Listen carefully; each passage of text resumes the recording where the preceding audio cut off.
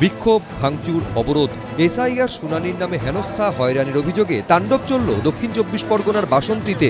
সেখানে বিডিও অফিসের পাশে সোনাখালী কর্মতীর্থে এসআইআর এর শুনানি ছিল। স্থানীয়দের অভিযোগ, নির্ধারিত সময়ের অনেকক্ষণ পর শুনানি শুরু হয়। শুধু তাই নয়, অভিযোগ সুপ্রিম কোর্টের নির্দেশের পরেও শুনানি কেন্দ্রে নথি জমা দেওয়ার পর কোনো রসিদ দেওয়া হচ্ছিল না। এ নিয়ে অশান্তি বাড়তে থাকে। পুলিশের সামনেই ভেঙে ফেলা হয় শুনানি কেন্দ্রের চেয়ার টেবিল। মাটিতে ছড়িয়ে ছিটিয়ে পড়ে রয়েছে নথিপত্র।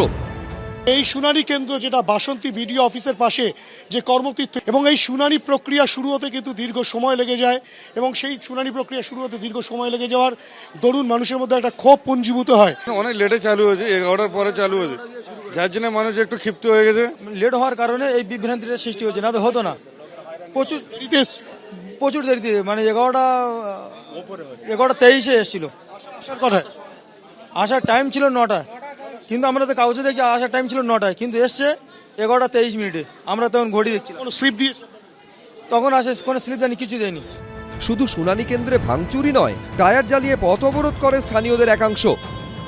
কত পরীক্ষা নেবেন বাংলার মানুষের কত পরীক্ষা নেবেন?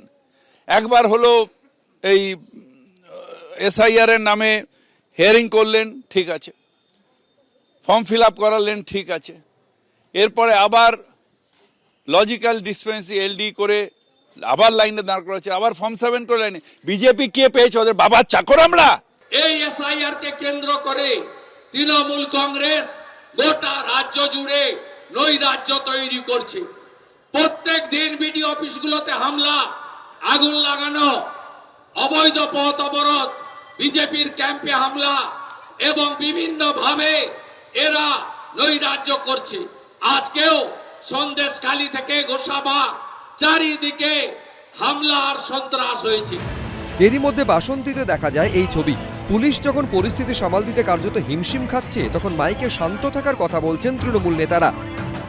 আপনারা শান্তিপূর্ণভাবে হিয়ারিং এর কাজ কিন্তু সম্পূর্ণ করবেন, কেউ বিশৃঙ্খলা করবেন না, আর অন্যের প্রয়োজনে পা দেবেন না। ভেতরে প্রবেশ করতে পারে, নিয়ম তো নিয়ম কোর্ট তো কালকের রায় দিয়েছে। বিএলএ 2 যারা আছে তারা থাকতে পারবে। আপনার নাম রয়েছে? নাম আছে, নিশ্চয়ই আছে। বিএলএ 2-তে নাম থাকলো না থাকলো বড় কথা নয়, মানুষের পাশে আমরা থাকবো। এরপর এসডিপিও ক্যানিং এর নেতৃত্বে বিশাল পুলিশ বাহিনী ঘটনাস্থলে পৌঁছয়, সামাল দেয় পরিস্থিতি। শান্তনু নস্কর, হিন্দোল দে, ঐশী মুখোপাধ্যায়ের রিপোর্ট, এবিপি আনন্দ। আবার তাণ্ডব, আবার ভাঙচুর, আবার রাস্তা অবরোধ করে বিক্ষোভ। এসআইআর চলাকালীন আইন শৃঙ্খলা পরিস্থিতি নিয়ে সোমবারই রাজ্য সরকারকে কড়া বার্তা দিয়েছিল সুপ্রিম কোর্ট। সর্বোচ্চ আদালত অর্ডারে স্পষ্ট লিখেছে, কোথাও যাতে আইন শৃঙ্খলার সমস্যা না থাকে এবং পুরো প্রক্রিয়া যাতে মসৃণভাবে হয় তা নিশ্চিত করতে নির্দেশ দেওয়া হচ্ছে রাজ্য পুলিশের ডিজি, প্রতিটি জেলার পুলিশ সুপার এবং জেলা শাসককে। কিন্তু সুপ্রিম কোর্টের কড়া বার্তা, লিখিত অর্ডারের পরেও মঙ্গলবার এই ছবি, ভাঙচুর, তাণ্ডব, বিশৃঙ্খলা।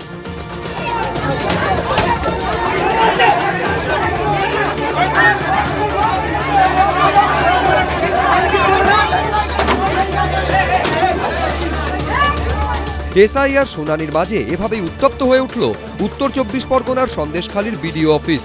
ন্যাজাট 1 নম্বর ব্লকে সোমবার এসআইআর এর শুনানি পর্ব চলছিল। অভিযোগ, শুনানি পর্বের পর রসিদ দেওয়া হলেও সেখানে লেখা কন্টেন্ট নট ভেরিফাইড, অর্থাৎ তথ্য যাচাই করা হয়নি। তা নিয়েই অসন্তোষ ছড়ায়।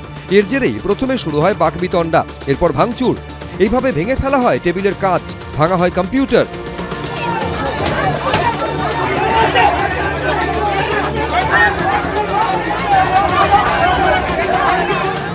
নষ্ট করে দেওয়া হয় গুরুত্বপূর্ণ নথি, সঙ্গে তুমুল চিৎকার।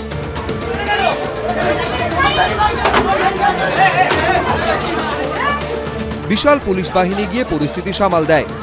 যারা হিয়ারিং এসেছিল তাদের মধ্যে কোনো দুষ্কৃতী নবাবর্ণ মানুষ হিয়ারিংয়ের সময় ভাঙচুর করেছে। আমার টেবিল থেকে শুরু করে আমার অফিসের কম্পিউটার, যেটা আমার মিটিং রুমে রয়েছে, এবং আমাদের হিয়ারিং অফিসার, আমারই নিজস্ব হিয়ারিং ছিল, মাইক্রো অবজারভার ছিল, তাদেরকেও থ্রেট করা হয়েছে। কিন্তু সুপ্রিম কোর্টের কড়া নির্দেশের পরেও ভাঙচুর তাণ্ডব কেন? আমরা যদি এই সময়কালে সুপ্রিম কোর্টের যে আদেশ, অর্থাৎ রাজ্যের আইন শৃঙ্খলা দেখার দায়িত্ব রাজ্য সরকারের, এটাকে যদি আমরা প্রণিধানযোগ্য হিসাবে মনে করি, যা সংবিধান সম্মত হিসাবেই আমরা জানি, সেখানে দাঁড়িয়ে প্রথম প্রশ্ন উঠবে যে এসআইআর এর হিয়ারিং সেন্টারে এই একের পর এক গন্ডগোলের পেছনে ব্যক্তি নাকি রাজনৈতিক দল আছে। মানুষের ক্ষোভের যেরকম কারণ আছে তেমনি ক্ষোভের বহিঃপ্রকাশের রাস্তা এটা হওয়া কাম্য নয়, কিন্তু এই জায়গায় মানুষকে ঠেললো যারা, তার নাম নির্বাচন কমিশন। বিজেপির অঙ্গুলি হেলনে বিজেপির দলদাস নির্বাচন কমিশন বাংলার মানুষকে বাধ্য করলো এই জায়গায় যেতে। তা সত্ত্বেও আমরা মানুষকে বলবো শান্তি বজায় রাখুন, আইনের পথে আইনি লড়াই তৃণমূল কংগ্রেস লড়েছে, তার রায় সুপ্রিম কোর্ট দিয়েছে। আমরা যেরকম রাস্তার লড়াইতে থাকবো, আইনি লড়াই তো আপনাদের অধিকার আমরা অর্জন করে আনবো। সব মিলিয়ে ভোটের আগে এসআইআর আবহে সরগরম রাজ্য রাজনীতি। সমীরণ পাল, পার্থপ্রতিম ঘোষ, দীপক ঘোষ, এবিপি আনন্দ। এবিপি আনন্দ, এগিয়ে থাকে, এগিয়ে রাখে।